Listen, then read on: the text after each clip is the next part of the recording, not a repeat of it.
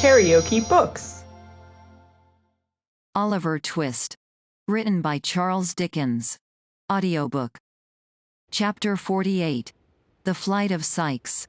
Of all bad deeds that, under cover of the darkness, had been committed within wide London's bounds since night hung over it, that was the worst. Of all the horrors that rose with an ill scent upon the morning air, that was the foulest and most cruel. The sun, the bright sun, that brings back, not light alone, but new life, and hope, and freshness to man, burst upon the crowded city in clear and radiant glory. Through costly colored glass and paper-mended window, through cathedral dome and rotten crevice, it shed its equal ray. It lighted up the room where the murdered woman lay. It did. He tried to shut it out, but it would stream in. If the sight had been a ghastly one in the dull morning, what was it, now, in all that brilliant light? He had not moved, he had been afraid to stir. There had been a moan and motion of the hand, and, with terror added to rage, he had struck and struck again. Once he threw a rug over it, but it was worse to fancy the eyes, and imagine them moving towards him, than to see them glaring upward, as if watching the reflection of the pool of gore that quivered and danced in the sunlight on the ceiling. He had plucked it off again. And there was the body, mere flesh and blood, no more but such flesh, and so much blood. He struck a light, kindled a fire, and thrust the club into it. There was hair upon the end, which blazed and shrunk into a light cinder, and, caught by the air, whirled up the chimney. Even that frightened him, sturdy as he was, but he held the weapon till it broke, and then piled it on the coals to burn away, and smolder into ashes. He washed himself, and rubbed his clothes. There were spots that would not be removed, but he cut the pieces out, and burnt them. How those stains were dispersed about the room! The very feet of the dog were bloody. All this time he had, never once, turned his back upon the corpse. No, not for a moment. Such preparations completed, he moved, backward, towards the door, dragging the dog with him, lest he should soil his feet anew and carry out new evidence of the crime into the streets. He shut the door softly, locked it, took the key, and left the house. He crossed over, and glanced up at the window, to be sure that nothing was visible from the outside. There was the curtain still drawn, which she would have opened to admit the light she never saw again. It lay nearly under there. He knew that.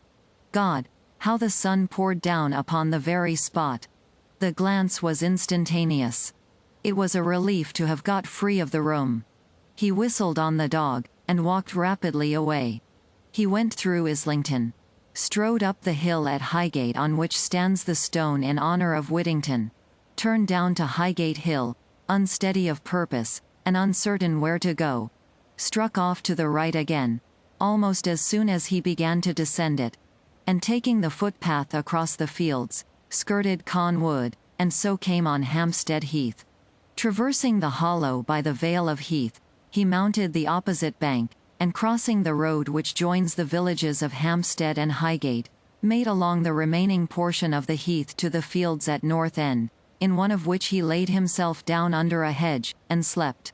Soon he was up again, and away, not far into the country, but back towards London by the high road, then back again, then over another part of the same ground as he already traversed, then wandering up and down in fields, and lying on ditches' brinks to rest, and starting up to make for some other spot, and do the same, and ramble on again. Where could he go, that was near and not too public, to get some meat and drink? Hendon. That was a good place, not far off, and out of most people's way. Thither he directed his steps, running sometimes, and sometimes, with a strange perversity, loitering at a snail's pace, or stopping altogether and idly breaking the hedges with a stick. But when he got there, all the people he met, the very children at the doors, seemed to view him with suspicion. Back he turned again, without the courage to purchase bit or drop, though he had tasted no food for many hours, and once more he lingered on the heath, uncertain where to go. He wandered over miles and miles of ground, and still came back to the old place. Morning and noon had passed, and the day was on the wane, and still he rambled to and fro, and up and down, and round, and still lingered about the same spot. At last he got away, and shaped his course for Hatfield. It was 9 o'clock at night, when the man, quite tired out, and the dog, limping and lame from the unaccustomed exercise, turned down the hill by the church of the quiet village, and plodding along the little street, crept into a small public house, whose scanty light had guided them to the spot. There was a fire in the tap room, and some country laborers were drinking before it. They made room for the stranger, but he sat down in the furthest corner, and ate and drank alone, or rather with his dog, to whom he cast a morsel of food from time to time. The conversation of the men assembled here turned upon the neighboring land, and farmers, and when those topics were exhausted, upon the age of some old man who had been buried on the previous Sunday. The young men present considering him very old, and the old men present declaring him to have been quite young, not older, one white-haired grandfather said, than he was, with 10 or 15 years of life in him at least, if he had taken care. There was nothing to attract attention, or excite alarm in this. The robber, after paying his reckoning, sat silent and unnoticed in his corner, and had almost dropped asleep, when he was half wakened by the noisy entrance of a newcomer. This was an antic fellow, half peddler and half mountebank, who travelled about the country on foot to vend hones, strops, razors, washballs, harness paste, medicine for dogs and horses, cheap perfumery, cosmetics, and such like wares, which he carried in a case slung to his back. His entrance was the signal for various homely jokes with the countrymen, which slackened not until he had made his supper, and opened his box of treasures, when he ingeniously contrived to unite business with amusement. "And what be that stoof? Good to eat, Harry?" asked a grinning countryman, pointing to some composition cakes in one corner. "This," said the fellow, producing one, "this is the infallible and invaluable composition for removing all sorts of stain, rust, dirt, mildew, spick, speck, spot, or spatter, from silk, satin, linen, cambric, cloth, crepe, stuff, carpet, merino, muslin, bombazine, or woolen stuff. Wine stains, fruit stains, beer stains, water stains, paint stains, pitch stains, any stains, all come out at one rub with the infallible and invaluable composition. If a lady stains her honor, she has only need to swallow one cake and she's cured at once, for it's poison. If a gentleman wants to prove this, he has only need to bolt one little square, and he has put it beyond question. For it's quite as satisfactory as a pistol bullet, and a great deal nastier in the flavor, consequently the more credit in taking it. 1 penny a square. With all these virtues, 1 penny a square. There were 2 buyers directly, and more of the listeners plainly hesitated. The vendor, observing this, increased in loquacity. "It's all bought up as fast as it can be made," said the fellow. "There are 14 water mills, 6 steam engines, and a galvanic battery, always a-working upon it, and they can't make it fast enough, though the men work so hard that they die off, and the widows is pensioned directly, with £20 a year for each of the children, and a premium of 50 for twins. 1 penny a square. 2 halfpence is all the same, and 4 farthings is received with joy. 1 penny a square. Wine stains, fruit stains, beer stains, water stains, paint stains, pitch stains, mud stains, blood stains. Here is a stain upon the hat of a gentleman in company, that I'll take clean out, before he can order me a pint of ale." "Ha!" cried Sikes, starting up. "Give that back." "I'll take it clean out, sir," replied the man, winking to the company, "before you can come across the room to get it. Gentlemen all, observe the dark stain upon this gentleman's hat, no wider than a shilling, but thicker than a half-crown. Whether it is a wine stain, fruit stain, beer stain, water stain, paint stain, pitch stain, mud stain, or bloodstain. The man got no further, for Sikes with a hideous imprecation overthrew the table, and tearing the hat from him, burst out of the house. With the same perversity of feeling and irresolution that had fastened upon him, despite himself, all day, the murderer, finding that he was not followed, and that they most probably considered him some drunken sullen fellow, turned back up the town, and getting out of the glare of the lamps of a stagecoach that was standing in the street, was walking past, when he recognized the mail from London, and saw that it was standing at the little post office. He almost knew what was to come, but he crossed over, and listened. The guard was standing at the door, waiting for the letter bag. A man, dressed like a gamekeeper, came up at the moment, and he handed him a basket which lay ready on the pavement. "That's for your people," said the guard. "Now, look alive in there, will you? Damn that airbag, it warn't ready night afore last. This won't do, you know." "Anything new up in town, Ben?" asked the gamekeeper, drawing back to the window shutters, the better to admire the horses. "No, nothing that I knows on," replied the man, pulling on his gloves. "Corn's up a little. I heerd talk of a murder, too, down Spitalfields way, but I don't reckon much upon it." "Oh, that's quite true," said a gentleman inside, who was looking out of the window. "And a dreadful murder it was." "Was it, sir?" rejoined the guard, touching his hat. "Man or woman, pray, sir?" "A woman," replied the gentleman. "It is supposed." "Now, Ben," replied the coachman impatiently. "Damn that airbag," said the guard. "Are you gone to sleep in there?" "Coming," cried the office keeper, running out. "Coming," growled the guard. "Ah, and so's the young 'ooman of property that's going to take a fancy to me, but I don't know when. Here, give hold. All right." The horn sounded a few cheerful notes, and the coach was gone. Sikes remained standing in the street, apparently unmoved by what he had just heard, and agitated by no stronger feeling than a doubt where to go. At length he went back again, and took the road which leads from Hatfield to St. Albans. He went on doggedly, but as he left the town behind him, and plunged into the solitude and darkness of the road, he felt a dread and awe creeping upon him which shook him to the core. Every object before him, substance or shadow, still or moving, took the semblance of some fearful thing. But these fears were nothing compared to the sense that haunted him of that morning's ghastly figure following at his heels. He could trace its shadow in the gloom, supply the smallest item of the outline, and note how stiff and solemn it seemed to stalk along. He could hear its garments rustling in the leaves, and every breath of wind came laden with that last low cry. If he stopped it did the same. If he ran, it followed, not running too. That would have been a relief. But like a corpse endowed with the mere machinery of life, and borne on one slow melancholy wind that never rose or fell.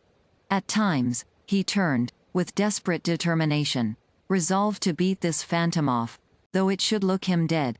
But the hair rose on his head, and his blood stood still, for it had turned with him and was behind him then. He had kept it before him that morning, but it was behind now, always. He leaned his back against a bank, and felt that it stood above him, visibly out against the cold night sky. He threw himself upon the road, on his back upon the road. At his head it stood, silent, erect, and still, a living gravestone, with its epitaph in blood. Let no man talk of murderers escaping justice, and hint that Providence must sleep. There were 20 score of violent deaths in one long minute of that agony of fear. There was a shed in a field he passed, that offered shelter for the night. Before the door, were 3 tall poplar trees, which made it very dark within, and the wind moaned through them with a dismal wail. He could not walk on, till daylight came again. And here he stretched himself close to the wall, to undergo new torture. For now, a vision came before him, as constant and more terrible than that from which he had escaped. Those widely staring eyes, so lustreless and so glassy, that he had better borne to see them than think upon them, appeared in the midst of the darkness. light in themselves, but giving light to nothing. There were but two, but they were everywhere. If he shut out the sight, there came the room with every well-known object, some, indeed, that he would have forgotten, if he had gone over its contents from memory, each in its accustomed place. The body was in its place, and its eyes were as he saw them when he stole away. He got up, and rushed into the field without. The figure was behind him. He re-entered the shed, and shrunk down once more. The eyes were there, before he had laid himself along. And here he remained in such terror as none but he can know, trembling in every limb, and the cold sweat starting from every pore, when suddenly there arose upon the night wind the noise of distant shouting, and the roar of voices mingled in alarm and wonder. Any sound of men in that lonely place, even though it conveyed a real cause of alarm, was something to him. He regained his strength and energy at the prospect of personal danger, and springing to his feet, rushed into the open air. The broad sky seemed on fire. Rising into the air with showers of sparks, and rolling one above the other, were sheets of flame, lighting the atmosphere for miles round, and driving clouds of smoke in the direction where he stood. The shouts grew louder as new voices swelled the roar, and he could hear the cry of fire. Mingled with the ringing of an alarm bell, the fall of heavy bodies, and the crackling of flames as they twined round some new obstacle, and shot aloft as though refreshed by food. The noise increased as he looked. There were people there, men and women, light, bustle. It was like new life to him. He darted onward, straight, headlong, dashing through briar and brake, and leaping gate and fence as madly as his dog, who careered with loud and sounding bark before him. He came upon the spot. There were half-dressed figures tearing to and fro, some endeavoring to drag the frightened horses from the stables, others driving the cattle from the yard and outhouses, and others coming laden from the burning pile, amidst a shower of falling sparks, and the tumbling down of red-hot beams. The apertures, where doors and windows stood an hour ago, disclosed a mass of raging fire. Walls rocked and crumbled into the burning well. The molten lead and iron poured down, white-hot, upon the ground. Women and children shrieked, and men encouraged each other with noisy shouts and cheers. The clanking of the engine pumps, and the spurting and hissing of the water as it fell upon the blazing wood, added to the tremendous roar. He shouted, too, till he was hoarse, and flying from memory and himself, plunged into the thickest of the throng. Hither and thither he dived that night, now working at the pumps, and now hurrying through the smoke and flame, but never ceasing to engage himself wherever noise and men were thickest. Up and down the ladders, upon the roofs of buildings, over floors that quaked and trembled with his weight, under the lee of falling bricks and stones, in every part of that great fire was he.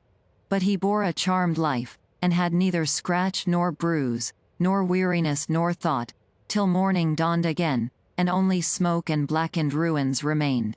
This mad excitement over, there returned, with tenfold force, the dreadful consciousness of his crime. He looked suspiciously about him, for the men were conversing in groups, and he feared to be the subject of their talk. The dog obeyed the significant beck of his finger, and they drew off, stealthily, together. He passed near an engine where some men were seated, and they called to him to share in their refreshment. He took some bread and meat, and as he drank a draught of beer, heard the firemen, who were from London, talking about the murder. "He has gone to Birmingham, they say," said one, "but they'll have him yet, for the scouts are out, and by tomorrow night there'll be a cry all through the country."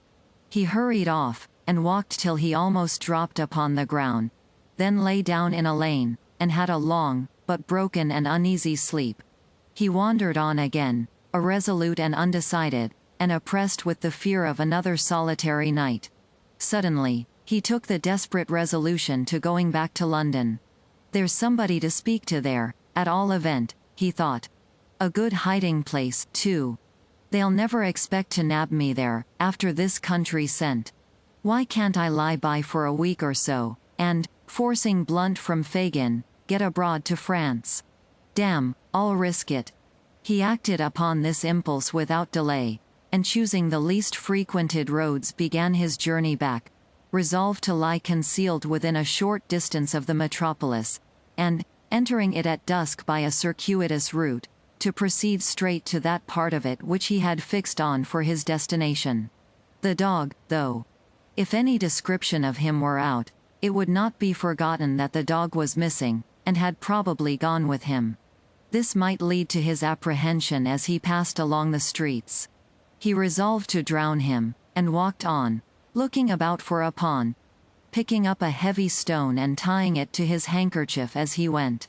The animal looked up into his master's face while these preparations were making.